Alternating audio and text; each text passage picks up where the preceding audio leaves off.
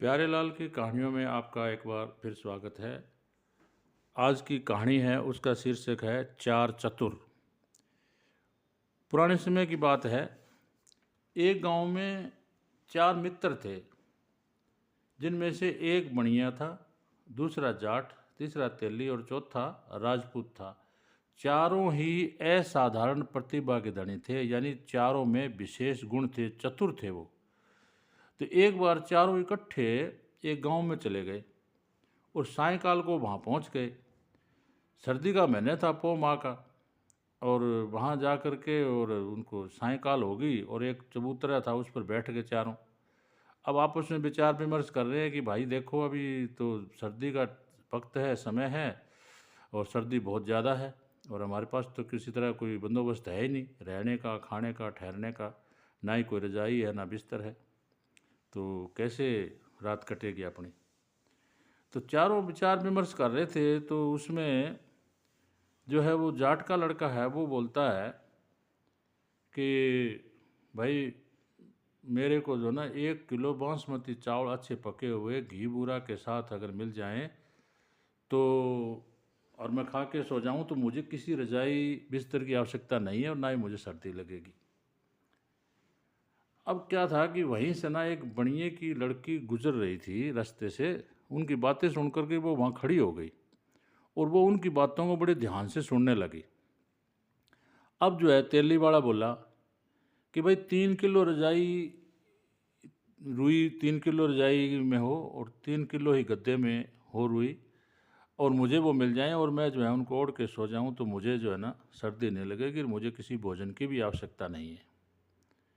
अब जो है राजपूत वाला था, वो बोलता है कि भाई 1 किलो बकरे का बढ़िया मीट पका हुआ और मुझे मिल जाए और मैं जो है खा के सो जाऊं, मुझे किसी रजाई बिस्तर की आवश्यकता नहीं है, मैं आराम से सो जाऊंगा। बोला मुझे कोई सर्दी नहीं लगेगी।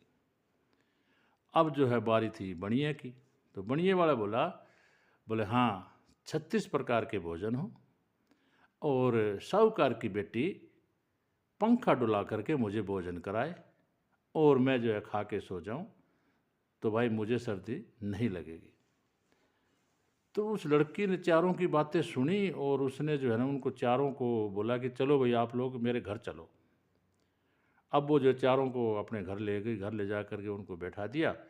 बैठा करके वो सबसे पहले दुकान पर गई चावल लेने के लिए और उस दुकानदार को बोले भी देखो, आप मेरे से बेशक पैसे ज़्यादा ले लेना, पर मुझे बढ़िया अच्छे बासमती चावल 1 किलो दे दो। बोला ठीक है। उसने 1 किलो चावल उसको बढ़िया दे दिया और उन चावलों को उसने पकवाया, अच्छी तरह से उनको पकवाने के लिए दे दिया। अब जो है वो गई कसाई के पास में जो मीट बेचता था, उसको जाकर बोली भाई मेरे से आप पैसे चाहे ज़्यादा ले लो, लेकिन मुझे बढ़िया अच्छा 1 किलो मीट बकरे का दे दो। तो उसने दे दिया। वो लेके आ गई, उसको भी उसने पकने के लिए दे दिया। अब वो गई उसके पास में जो रजाई वगैरह भरता था ना, वो धुनकर, रुई धुनने वाले जो धुनकर होते हैं, उसके पास जा कर के और बोली भाई देखो, आप चाहे तो पैसे मेरे ज़्यादा ले लो, मगर मुझे जो है बढ़िया 3 किलो रुई डाल करके एक रजाई और 3 किलो रुई डाल करके एक गद्दा, दोनों तैयार करके मुझे दे दीजिए। तो उसने जो है उसको गद्दा और रजाई तैयार करके दे दिए। देने के बाद में और उसके बाद में खुद जो है वो अपने हाथों से उसने 36 प्रकार के व्यंजन तैयार किए, भोजन तैयार किया बनिए के बेटे के लिए। और सारा कुछ तैयार हो गया जब उसने चारों को अपने अपने मन मुताबिक जो उन्होंने मांगा था उस मुताबिक सबको अपनी अपनी चीज़ें दे दी उसने। जाट का था, उसको चावल दे दिए पके हुए घी बूरा के साथ में। राजपूत को जो है मीट दे दिया पका हुआ, और उसको तेली वाले को जो है रजाई और गद्दा दे दिया। और अब बनिए का जो बेटा था उसको उसने वो 36 प्रकार के भोजन जो उसने खुद तैयार किए थे वो उसको दिए और खुद जो है उसको पंखा डुला करके उसने भोजन करवाया। अब जो है सब खा पी करके अपना सो गए। सुबह जो है उठे, उठ करके चारों जो है आपस में बातें करने लगे। बोले भाई बताओ भाइयों, रात कैसी कटी। तो सबसे पहले जाट वाला बोलता, बोला भाई देखो ऐसा है, चावल जो है बहुत अच्छे बने थे और बड़ा आनंद आया खाने में और बड़ी अच्छा सोया भी, नींद भी आई, पर मुझे तो उन चावलों के अंदर गधे के पेशाब की जो ना वो बांस आ रही थी, मतलब स्मेल आ रही थी। लड़की ने उनकी बात सुनी और उसने नोट कर लिया, एक कागज़ में लिख लिया अब ये क्या बोल रहे हैं। उसके बाद में वो तेली वाला बोला, बोला भाई रजाई भी अच्छी थी और गद्दा भी अच्छा था, अच्छी नींद आई, पर भाई ऐसा है 2.5 बाल खरगोश के तो रजाई में थे और 2.5 बाल ही गद्दे में थे जो मेरे को चुभ रहे थे।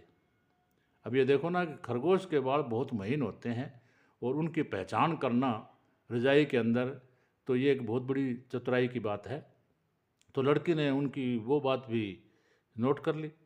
उसके बाद में जो है वो राजपूत वाला जो है वो बोला, बोला भाई देखो मीट जो है ना बहुत अच्छा मीट बना था, बड़ा आनंद आया खाने में और बड़ी अच्छी नींद भी आई, पर एक बात है, उस मीट में मुझे कुतिया के दूध की बांस आ रही थी, स्मेल आ रही थी। अब ये देखो मीट, पकी हुई मीट को खा करके और उसमें किस दूध की आ रही है वो चीज़ उसने बता दी। ये भी एक बहुत चतुराई की बात है। तो लड़की ने वो भी बात नोट कर ली, नोट कर ली। उसके बाद में बनिए वाला का नंबर आया। वो बोला, बोला भाई देखो 36 प्रकार के भोजन थे, बहुत स्वादिष्ट थे, बहुत बढ़िया ढंग तरीके से बनिए की बेटी ने, साहूकार की बेटी ने पंखा डुलाकर मुझे भोजन करवाया और मैं सोया बड़े आनंद से। परंतु मुझे उस साहूकार की बेटी में कंजरी सैंसण के दूध की बांस आ रही थी, स्मेल आ रही थी। तो ये सारी बातें करने के बाद में और वो उठ करके भी चलो अभी चलते हैं। चलने लगे तो लड़की ने बोला कि भाई एक बार आप जो है ना बैठ जाओ, देखो मैंने आप लोगों के लिए सारा कुछ किया है और जो अजमुदा मुझे लेना है मुझे ले लेने दीजिए, आप लोग बैठ जाइए एक बार आराम से। तो वो बैठ गए। भी ठीक है, इसने इतना खर्चा लगाया है और इतनी सेवा करी है हमारी, तो अभी चलो ठीक है, इसको भी अपना जो करना है वो कर लेने दो। वो चारों जो है बैठ गए। अब वो लड़की सबसे पहले वो दुकानदार के पास में गई और जा कर के बोली, भाई आप जो है गधे का पेशाब मिलाकर चावल बेचते हो? तो वो बोलता है कि नहीं बेटी, गधे का पेशाब हम नहीं मिलाते, हमारे पास तो चावल जो है ना वो गंगू कुम्हार है वो डाल के जाता है। बोला उससे पूछो आप। वो गई उस कुम्हार के पास में, जाकर उसको बोली, भाई आप जो है ना चावल में गधे का पेशाब डाल के देते हो? बोला बेटी नहीं, ऐसा कुछ नहीं है, हम गधे का पेशाब नहीं डालते हैं, लेकिन हमारे जो ये काले वाला गधा देख रही हो ना, ये खड़ा जो, ये ऐसा गधा है, ये चावल की बोरी के बगैर पेशाब करता ही नहीं है। हम बहुत ध्यान रखते हैं, फिर भी ये जो है कहीं ना कहीं से कैसे न कैसे कर ही देता है, तो इसमें तो हमारा दोष नहीं है। बोले क्या करें अभी हम? अच्छा, फिर वो जो है गई उसके पास में, मीट वाले के पास में। भाई मैंने आपको बोला था कि मेरे को जो ना अच्छा मीट देना, आप पैसे चाहे मेरे से ज़्यादा ले लो, पर आपने जो है ना वो कुतिया का दूध मिला करके मेरे को मीट दिया। वो बोला बेटी नहीं, हमने कुतिया का कोई दूध नहीं मिलाया इसमें। ऐसा है, ये जो बकरा था ना जिसका मांस मैंने आपको दिया था, ये बकरा जो छोटा बच्चा था ना 2-4 दिन का, तभी जो है वो बकरी हमारी जो इसकी माँ थी वो मर गई थी, और हमारे कुतिया जो थी ना उसने जो है ना उसी समय बच्चे दिए थे। तो हमारे पास और कोई चारा नहीं था, हमने उस कुतिया के ही चुंगा करके इसको पाला था, बाकी हमने कोई दूध वगैरह नहीं मिलाया इसमें। वो बात भी सच हो गई वो, और वो जो है आ गई वापस। वापस आ करके फिर वो अपनी माँ के पास गई। अपनी माँ को बोली, माँ एक बात पूछती हूँ मैं आपसे, और मेरे को सच सच बताना, झूठ मत बोलना। बोले हाँ बेटी, झूठ क्यों बोलूँगी मैं? बोले ये बताओ तुम्हारी जात क्या है, तुम किस जाति से हो? बोले बेटी मैं साहूकार हूँ, बढ़िया हूँ। बोला नहीं नहीं, सच बताओ बोला तुम।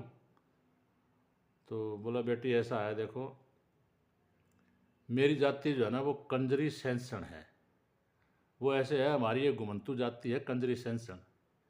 और तुम्हारे पिताजी की पहले शादी हुई थी और वो जो है गुजर गई थी, तो और हमारा जो है काफिला आपके इस गांव में आके ठहरा था, और तुम्हारे पिता ने हमारे काफिले वालों से मुझे पैसे दे के खरीदा था। इसलिए मेरी जो जाति है, मेरा जो दूध है वो है कंजरी सैंसण। तो ये सारी बातें जो है सिद्ध हो गई, और उस लड़की ने सबकी चतुराई को देखा कि देखो कितने चतुर हैं, और सारी बातें उसने देखी, करी, समझी, और उसके बाद में उसने बोला भी ठीक है आप लोग अभी जा सकते हो। तो अभी मैं जो है आप लोग सभी श्रोताओं से निवेदन करता हूँ कि आप लोग सब सोच समझ करके कमेंट में बताएं कि इसमें सबसे ज़्यादा चतुर कौन है। तो और वीडियो को सब्सक्राइब करें, कमेंट करें, लाइक करें। धन्यवाद।